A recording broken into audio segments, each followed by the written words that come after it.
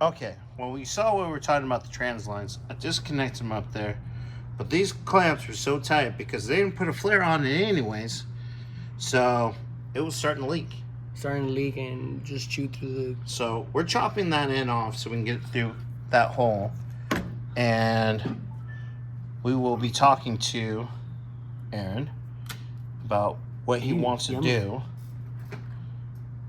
But actually fixing that correctly so we don't have leaks in the near future. Yeah, So it's definitely unghetto that. all right. Well, Yeah. not a problem. Just squeeze it.